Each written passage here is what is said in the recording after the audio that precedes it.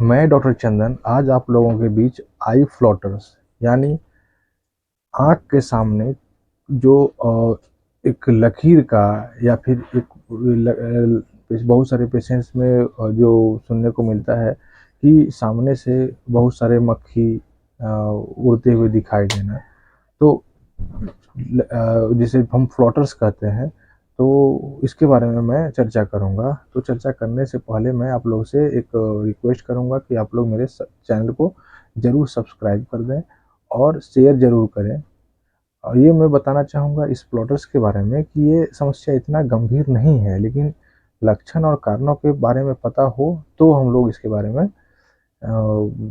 आगे बात करते हैं। तो आपने कई बार नोटिस किया होगा कि आँखों के सामने कुछ तैरता हुआ नज़र आता है, और आँख के सामने जो तैरता हुआ लकीर जो फ्लोटर्स कहते हैं, तो ये फ्लोटर्स का समस्या जो है आमतौर पर आपको बढ़ती हुई उम्र में होती है। हम भी मैक्सिमम पेशेंट को देखेंगे कि जो 50 साल 60 साल से है, तो वो लोग का एक जो समस्या रहता है वो आम कॉमन रहता है। लेकिन आजकल पढ़ने लिखने और देर तक कंप्यूटर पर काम करने वाले को भी फ्लोटर्स ज़्यादा परेशान करने लगे हैं। वैसे तो फ्लोटर्स के लिए किसी इलाज की ज़रूरत नहीं होती है, लेकिन आँखों में अचानक आ जाने से व्यक्ति कुछ देर के लिए परेशान हो जाता है। तो चलिए हम बात करते हैं कि जो फ्लोटर्स का किस तरह का होता है। बहुत सारा पेशेंट्स जो है वो जब आते हैं तो वो बोलते हैं कि काला और या फिर भूरे रंग का उसे धब्बे में दिखाई देता है। और ये एक सिंपल, यदि ये सिंपल फ्लोटर्स है तो इसको आप लोग इग्नोर कर सकते हैं।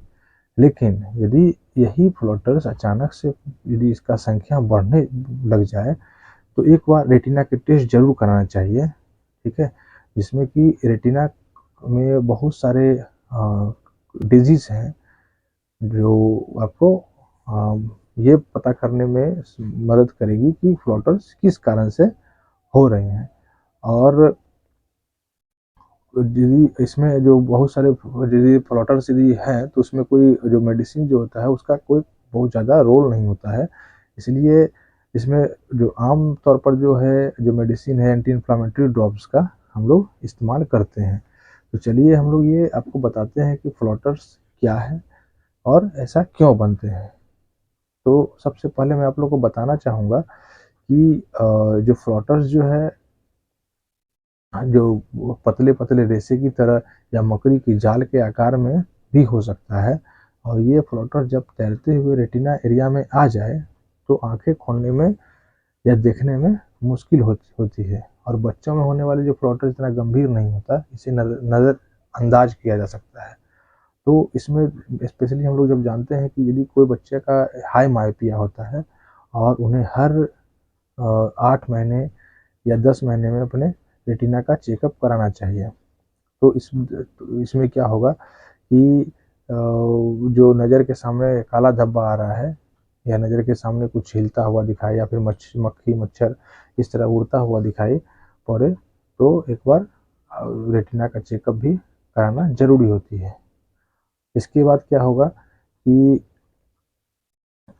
जो इसके कारण क्यों ऐसा हो जाता है, तो हम लोग ऐसा जानते हैं कि जो हमारे आँख में एक विट्रियस होता है और उसका विट्रियस का जब डीजनरेट करने लग जाता है, मतलब यदि उसमें डीजनरेशन होने लग जाता है विट्रियस में, तो वो क्या होगा कि वो जेल में वो फ्लोटिंग करने लग जाता है। तो फ्लोटिंग करने के कारण जो होता है, जब जो रे पड़ता है, ठीक है, तो उसमें जो लाइट का ये आता है तो फिर उसमें क्या होगा कि उससे टकराया। तो टकराने के बाद जो है हम लोग का जो जो इमेज बना, तो उसमें छोटा-छोटा पतला मकड़ी की जाल की तरह या मक्खी मच्छर के उड़ने की तरह इमेज बनने लग जाता है।